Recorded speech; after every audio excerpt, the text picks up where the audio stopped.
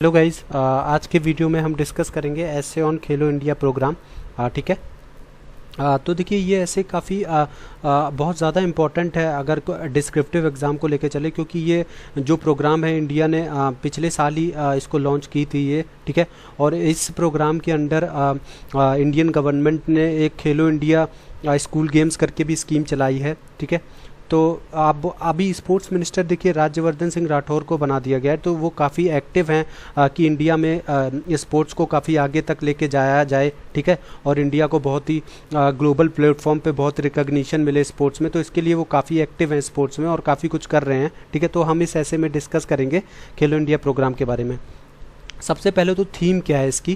ठीक है। जैसा कि हमें पता है कि अगर हम कोई स्पोर्ट्स खेलते हैं तो उससे क्या होता है कि हमारी बॉडी फिट रहती है, और अगर हमारी बॉडी फिट रहती है और अगर हम हेल्दी हैं तो हमारा माइंड अच्छी तरह से सोच पाता है और हम चीज़ों को अच्छी तरह से कर पाते हैं। ठीक है। अगर हम फिट ही नहीं है तो इससे क्या होगा कि हम कोई काम अच्छे से कर ही नहीं पाएंगे। ठीक है।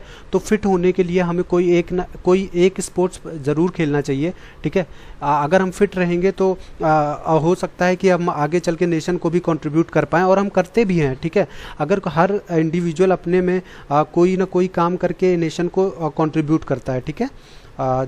तो चलिए थीम यही है कि स्पोर्ट्स से क्या होता है कि इंसान फिट रहता है, और अगर फिट रहेगा तो वो देश को रिप्रेजेंट कर पाएगा कहीं ना कहीं। और अगर स्पोर्ट्स में रिप्रेजेंट कर रहा है तो इससे क्या होगा कि जो इंडिया का पोटेंशियल है वो एक तरह से ग्लोबल प्लेटफॉर्म पे शो हो पाएगा। और इससे क्या होगा कि और देखिए सबसे ज़्यादा तो स्पोर्ट्स से क्या होता है, स्पोर्ट्स से क्या होता है बहुत सारी कैपेबिलिटीज़ और स्किल्स भी होती हैं जो कोई भी इंडिविजुअल लर्न करता है with a period span of time. जैसे आप बोल सकते हो कि स्पोर्ट खेलने से टीम स्पिरिट आती है। ठीक है।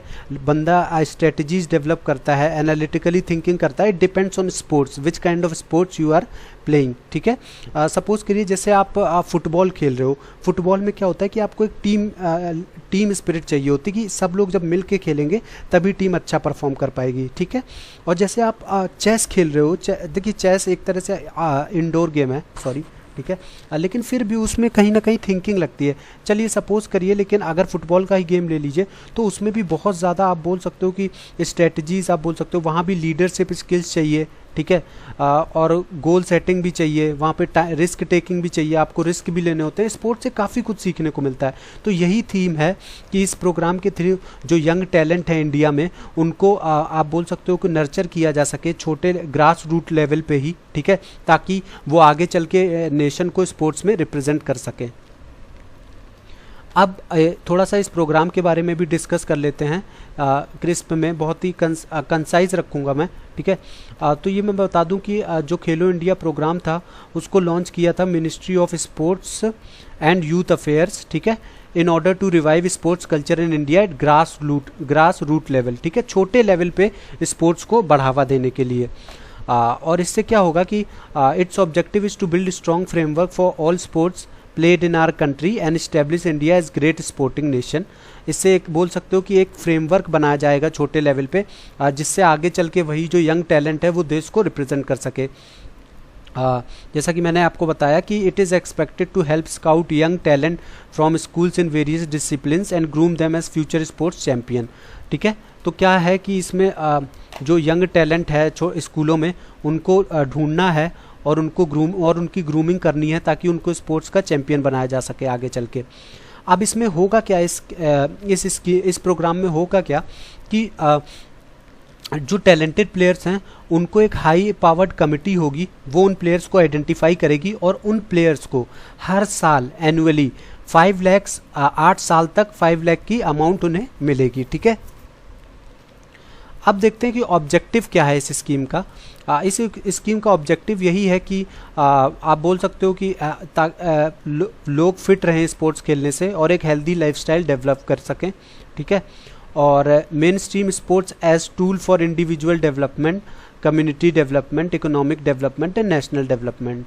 आप बोल सकते हो कि स्पोर्ट को एक तरह से टूल बनाया जाए ताकि वो इंडिविजुअल का डेवलपमेंट हो सके उससे। अब ये तो है ही कि अगर बंदा फिट है, हेल्दी है, तो वो कहीं ना कहीं देश को कंट्रीब्यूट करेगा, और अगर वो देश को कंट्रीब्यूट कर रहा है तो उससे हमारे नेशन का डेवलपमेंट ही होगा। ठीक है। उससे क्या होगा कि जो स्पोर्ट्स है, उस जो स्पोर्ट्स का इकोसिस्टम है, तो उसमें क्या होगा कि अच्छा इंफ्रास्ट्रक्चर इंक्लूड किया जाए, ठीक है, कम्युनिटी स्पोर्ट्स को बढ़ावा दिया जाए, टैलेंट को आइडेंटिफाई किया जा सके, और जो अच्छा टैलेंट है उनको कोचिंग दी जा सके। ये सारे ऑब्जेक्टिव्स हैं इस स्कीम के, ठीक है। और जैसे आपका कई बार होता है कि बहुत ज़्यादा टैलेंट होता है जो हमारे रूरल एरियाज़ में होता है, बट उन्हें वो लाइमलाइट नहीं मिल पाती है, वो नहीं ढूंढ पाते हैं लोग उनके, क्योंकि इतनी वहाँ पे कोई आप बोल सकते हो कि कोई इसकी आप बोल सकते हो कोई कमेटी नहीं है वहाँ पे उनका टैलेंट पहचानने के लिए, ठीक है, कुछ है नहीं वहाँ पे गाँव में, या आप बोल सकते हो रूरल एरिया में। तो ये सब चीज़ों को ध्यान में रख के ही गवर्नमेंट ने ये स्कीम चालू करी है कि जो रूरल बैकग्राउंड के लोग हैं उन्हें भी मौका मिले आगे आने का, ठीक है। अब ये देखिए कि ये जो स्कीम है, इसको ये लोग कैसे, मतलब इसको जो इसको ऑब्जेक्टिव हैं जो इस स्कीम को, वो कैसे फुलफ़िल करेंगे इसको। अब ये कुछ पॉइंट्स हैं जिनके थ्रू वो इसको फुलफ़िल करेंगे। सबसे पहले तो कम्युनिटी कोचिंग डेवलपमेंट, एक तरह से स्पोर्ट्स में जो स्टूडेंट अच्छे हैं, ठीक है, जो यूथ अच्छा है, उसको आप बोल सकते हो कि उनको एक तरह की कोचिंग दी जाएगी, ठीक है। और स्टेट लेवल खेलो इंडिया सेंटर्स, आप बोल सकते हो कि स्टेट में हर जगह पे खेलो इंडिया सेंटर्स बनाए जाएंगे, ठीक है। एनुअल स्पोर्ट्स कंपटीशन करवाए जाएंगे, और टैलेंट सर्च एंड डेवलपमेंट, इसी तरह से मतलब कुछ भी मतलब प्रोग्राम करवा के, जैसे स्पोर्ट्स करवा के टैलेंट को खोजा जाएगा। Physical fitness of school children पे ध्यान दिया जाएगा, वुमेंस के लिए स्पोर्ट्स लाया जाएगा, ठीक है। Promotion of sports among people with disabilities, जो हमारे विकलांग या दिव्यांग हैं उनके लिए कौन से स्पोर्ट्स हैं और उनमें स्पोर्ट्स को कैसे प्रमोट करना है। Sports for piece and development, ठीक है। और फिर ये सबसे इंपॉर्टेंट कि promotion of rural and indigenous tribal games, जो कई बार गाँव में भी लोग खेलते हैं, उन गेम्स को भी बढ़ावा देना है। अब खेलो इंडिया स्कूल गेम्स, देखिए ये वाली जो स्कीम है ये खेलो इंडिया प्रोग्राम के अंडर ही आती है। ये अभी क्या हुआ था कि ये जो प्रोग्राम था खेलो इंडिया स्कूल गेम्स का, ये बहुत सारे स्कूल्स में ये करवाया गया था 31 जनवरी से 8 फरवरी तक, एक हफ्ते तक, ठीक है। इसमें क्या था कि 16 स्पोर्ट्स डिसिप्लिन्स थे, under which overall 199 gold medals, 199 silver medals और 275 ब्रॉन्ज मेडल्स वर अवॉर्डेड, ठीक है। तो स्कूल में ये गेम्स कराए गए थे ताकि स्पोर्ट्स को बढ़ावा दिया जा सके स्कूल में, ठीक है। इससे क्या था, इसका एम यही था कि जो हिडन टैलेंट है स्कूल्स में उसको पहचाना जा सके, ठीक है। तो ये कुछ बेसिक पॉइंट्स थे खेलो इंडिया प्रोग्राम के बारे में। तो मैंने सारे डिस्कस कर लिए, बहुत ही कंसाइज रखा है, देखिए मैंने बहुत ज़्यादा चीज़ें नहीं है इंक्लूड करी हैं, लेकिन अगर आप ऐसे लिखने बैठोगे तो आपके 400 से 500 वर्ड्स आराम से हो सकते हैं। कि ऐसा नहीं कि एग्जैक्ट आपको पॉइंट टू पॉइंट लिखना है, क्योंकि वहाँ पे आप अपने पॉइंट्स में लिखोगे तो आराम से 400-500 वर्ड्स के बीच आप इसको लिख सकते हो इस ऐसे को, ठीक है गाइज़। तो गाइज़ अगर आपको वीडियो अच्छा लगा हो तो प्लीज़ लाइक करिएगा, ठीक है। चलिए मिलते हैं नेक्स्ट वीडियो में, तब तक के लिए goodbye and take care.